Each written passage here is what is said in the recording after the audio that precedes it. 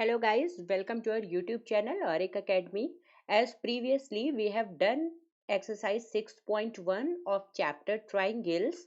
So in the continuation of the same, today we are going to learn about exercise 6.2.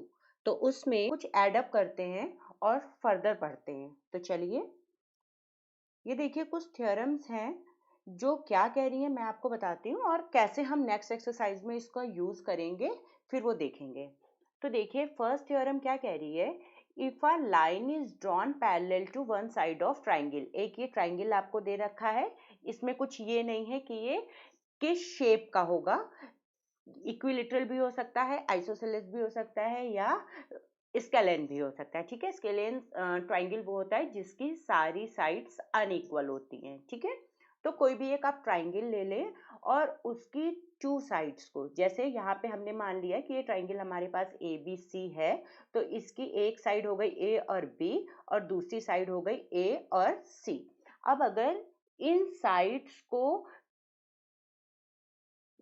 Two sides in distinct points, दोनों side को किन्हीं अलग अलग point पे अगर कोई लाइन डिवाइड करती है, अगर हम ये बी से एक हमारी लाइन थी, अगर इसके पैरेलल हम कोई एक लाइन डाल रहे हैं डी ई, ठीक है, जो कि साइड ए बी को और ए सी को दो डिस्टिंक्ट पॉइंट पे कट करती है, तो हमेशा ये line D E A D और डीबी को जिस रेशियो में डिवाइड करेगी उसी रेशियो में एई और ईसी को डिवाइड करेगी. कहने का मतलब ये जो थ्योरम 6.1 कह रही है, ये कह रही है कि अगर आपने बीसी के पैरेलल, ठीक है, ये है बीसी, इसके पैरेलल अगर हमने कोई एक लाइन डीई ड्रॉ की है, ठीक है, ये इसके पैरेलल है.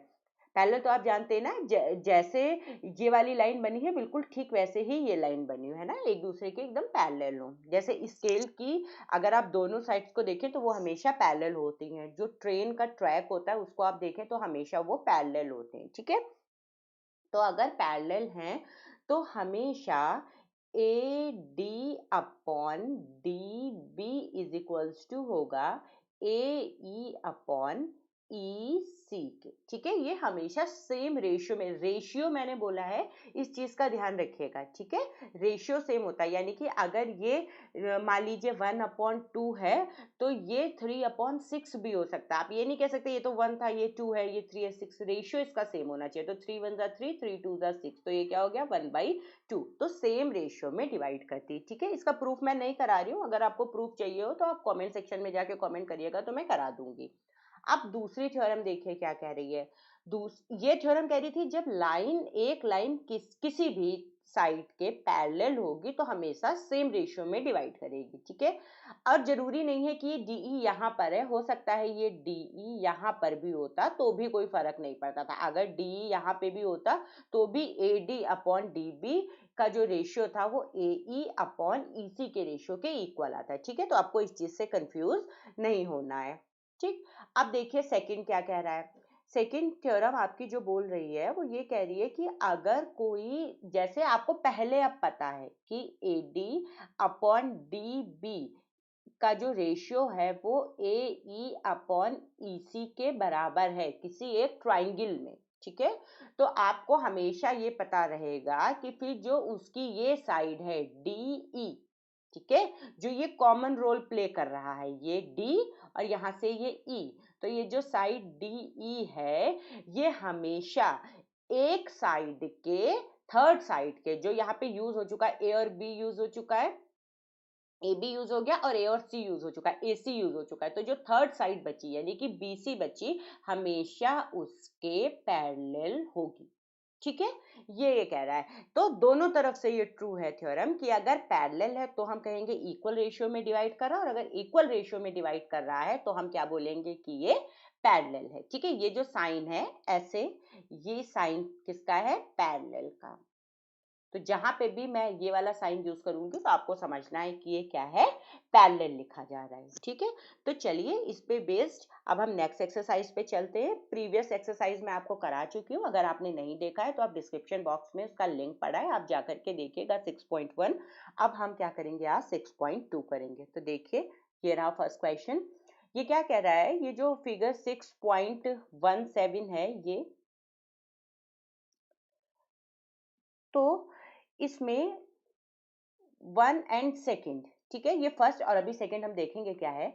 DE is parallel to BC, ये DE है, ये पैरेलल है हमारी BC के। तो इसने क्या दे रखा है, given in a triangle ABC, ठीक है, क्या दे रखा है, DE is parallel to BC, ये आपको गिवन है। तो आपको क्या निकालना है, EC, ये निकालना है, ठीक है। तो हमको पता है, अभी हम थ्योरम पढ़ के आए हैं कि अगर ऐसा होता है तो हम कैसे फाइंड आउट करते हैं, ठीक है। सेंटीमीटर में तो ये वाली साइड भी सेंटीमीटर में आएगी।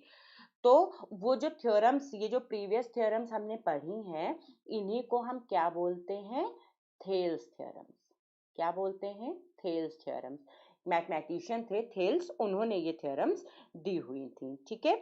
तो इनके अकॉर्डिंग देखते हैं, तो बाय थेल्स थ्योरम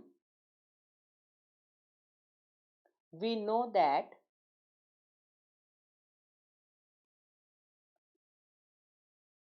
क्या हम जानते हैं, देखिए AD upon DB, AD upon DB is equals to किसके होता है, AE अपॉन EC के होता है, ठीक है। वैल्यूज डाल दीजिए। AD देखिए इसने कितना दे रखा है आपको, AD दे रखा है 1.5 सेंटीमीटर, और DB कितना आपको दे रखा है, 3 सेंटीमीटर, और AE आपको कितना दे रखा है, 1 सेंटीमीटर, और EC आपको फाइंड आउट करना है।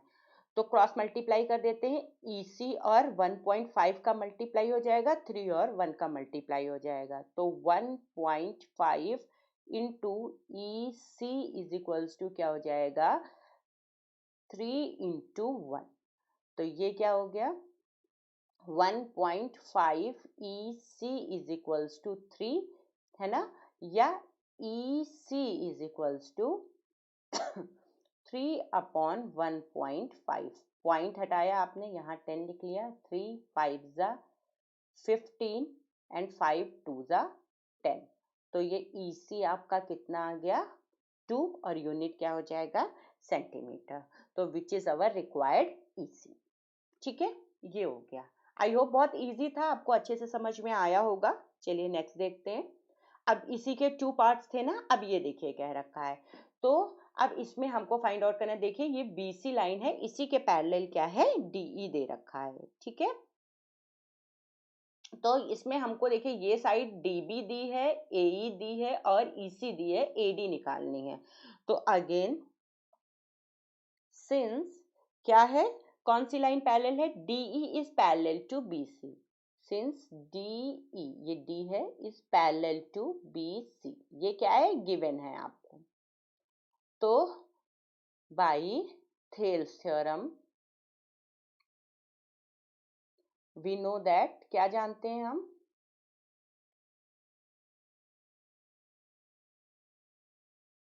AD upon DB is equals to AE upon EC, values डाल दीजिए। AD आपको पता नहीं है तो उसको ऐसे ही रखते हैं, DB कितना है 7.2 सेंटीमीटर, AE कितना है 1.8 सेंटीमीटर, और EC कितना है 5.4 सेंटीमीटर। तो ये AD कितना आ गया, AD is equals to 1.8, cross multiply कर रहे हैं, ठीक है।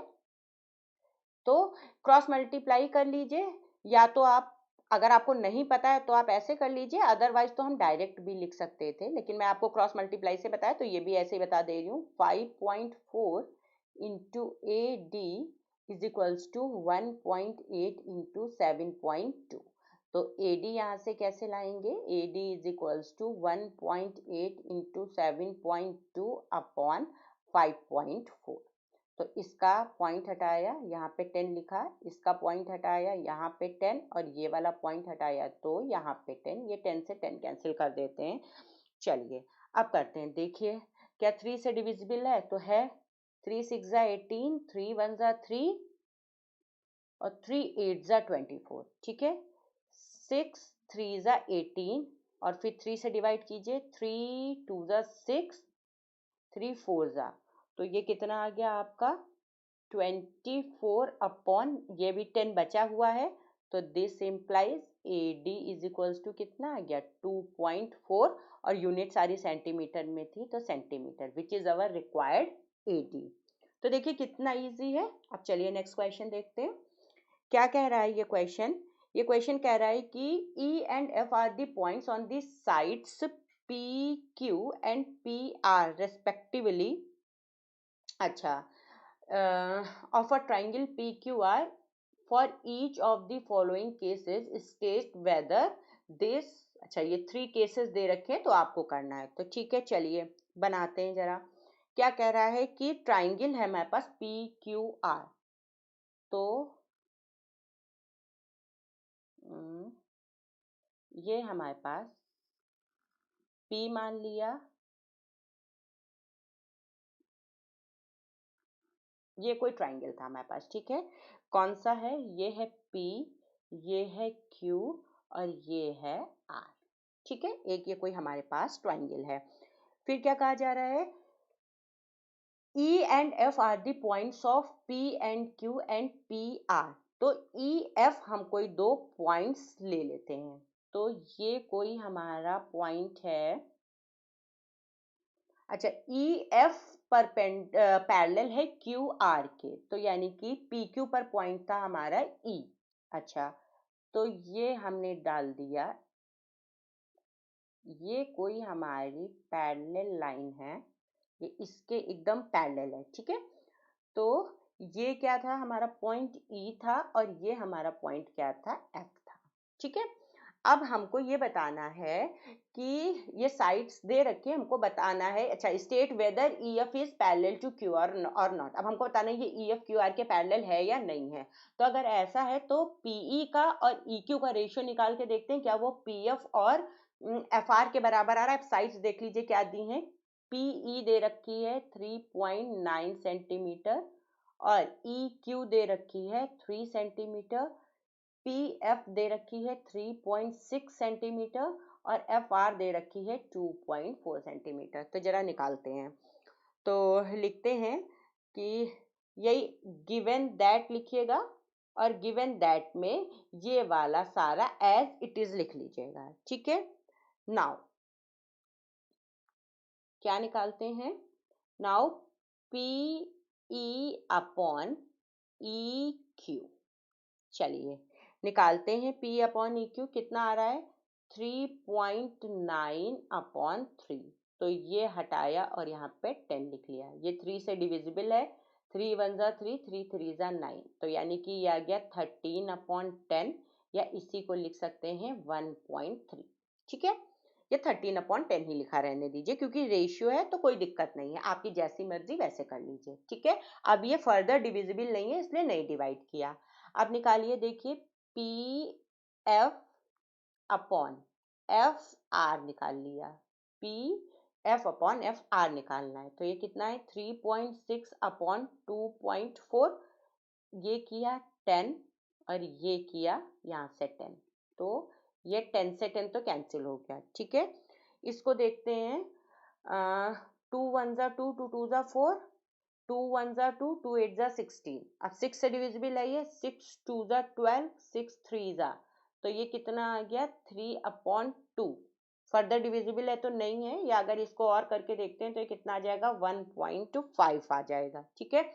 अब देखिए ये 1.3 is not equals to 1.5 since PE upon EQ is not equal to PF upon FR, तो therefore या so EF is not parallel to किसके QR के, या ये लिख सकते हैं कि EF is not parallel, तो EF is not parallel to QR, तो which is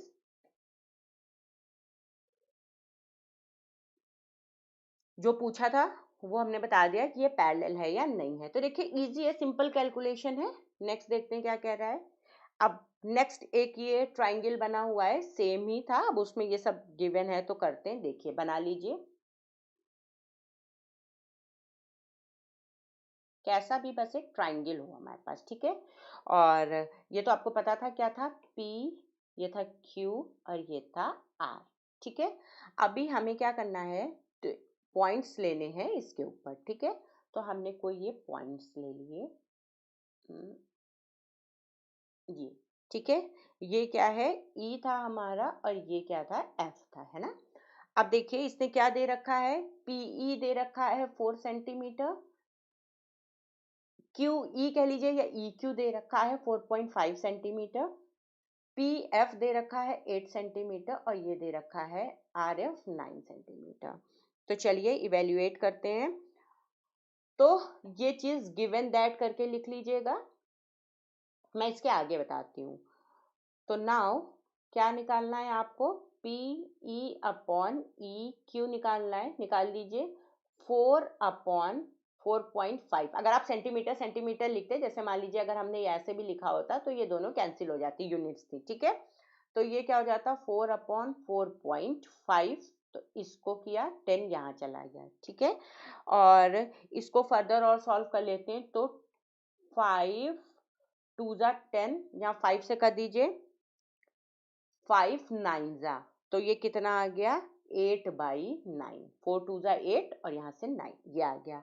अब नेक्स्ट देखते हैं कि क्या ये इसी के बराबर है। तो PF निकाल लीजिए अपॉन FR निकाल लीजिए। तो ये अगर इक्वल होंगे तो फिर हम बोल देंगे कि ये लाइंस पैरेलल हैं। तो निकालते हैं, PF कितना है, 8 सेंटीमीटर और ये कितना था, 9 सेंटीमीटर। आप सेंटीमीटर लिखो ना लिखो आपकी मर्जी है, ठीक है। ये हो गया 8/9, डायरेक्ट ही आ गया।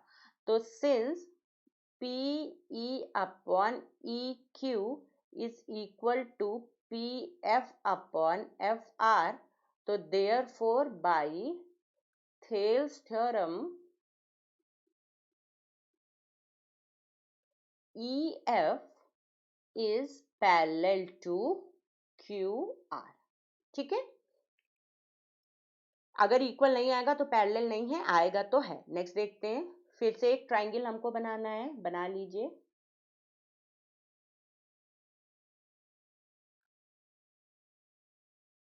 तो ये P है, ये Q है, ये R है और उस पे कोई दो पॉइंट्स ले लीजिए, ये ले लिया, ठीक है। ये हो गया हमारा, ये E है और ये F है। तो फिर इससे इसने पॉइंट्स दे रखे हैं, देखिए PQ इसने ये पूरी दे रखी है। अच्छा आप थोड़ा सा चेंज कर दिया है, इसने ये पूरी साइड दे रखी है PQ, ये यहाँ से यहाँ तक की डिस्टेंस ये कितनी दे रखी है, 1.28। और फिर PR भी, ये भी पूरी डिस्टेंस इसने दे रखी है यहाँ से यहाँ तक की, ये कितनी दे रखी है, 2.56। और फिर PE दे रखी है, ये छोटी वाली भी दे रखी है, ये कितनी दे रखी है, 0.18 सेंटीमीटर ही है ये सारी। और PF दे रखी है 0.36, ठीक है। तो निकालते हैं, ये हो गया गिवन दैट। इसके बाद देखिए आपको PE तो पता है लेकिन EQ नहीं पता है, तो ये क्या हो जाएगा, EQ इज इक्वल्स टू क्या हो जाएगा, PQ और माइनस PE, PQ बड़ी वाली है ना, माइनस PE, तो ये कितना हो गया, 1.28 माइनस 0.18, ठीक है। तो फाइंड आउट कर लीजिए, ये कितना हुआ, 8 से 8 गया 0, 2 से 1 गया 1 पॉइंट और ये हो गया 1, इतना सेंटीमीटर, ठीक है, 1.1 सेंटीमीटर। और दूसरी निकाल लीजिए आप, ये क्या गिवन है आपको, FR आपको निकालना है। FR इज इक्वल्स टू कितना हो गया, PR माइनस PF। तो PR कितना आपको दे रखा था, PR ये 2.56 माइनस PF कितना दे रखा था, 0.36। तो ये आपने निकाला, तो 6 से 6 गया 0, 5 से 3 गया 2 और 2 से 0 गया तो 2, इतना ही आ गया ये सेंटीमीटर। अब आपके सामने सारी चीजें हैं तो लिख लीजिए। नाउ क्या निकालते हो आप? P E upon E Q. तो पीई निकाल दीजिए। पी कितना दे रखा है? 0.18 अपॉन ई क्यू कितना दे रखा है? 1.1। ठीक है, 0 या 1.1 ही लिख लीजिए। ये 0 बाद में लगा है पॉइंट के तो कोई ऐसा चीज का मतलब नहीं है। ये 2.2 सेंटीमीटर था। यहाँ से आपने हटाया, यहाँ पे 10 लिख दिया, यहाँ से हटाया तो यहाँ से आपने 100 लिख दिया। ठीक है, अब देखिए कि क्या ये डिविजिबल है। तो ये से इससे ये हट गया और ये 2 से भी चला जाएगा ना। 2 9 ज़ा 18, 2 5 ज़ा 10। ठीक है, फर्दर देखिए किसी से डिविजिबल है तो नहीं दिख रहा है तो ये क्या हो गया? 9/55 आ गया। ठीक है, अब दूसरा करते हैं। देखिए ये क्या करना है हमें? P F upon F are निकालना है। तो पी एफ कितना दे रखा है? 0.36 दे रखा है और एफ आर कितना आ गया? 2.2।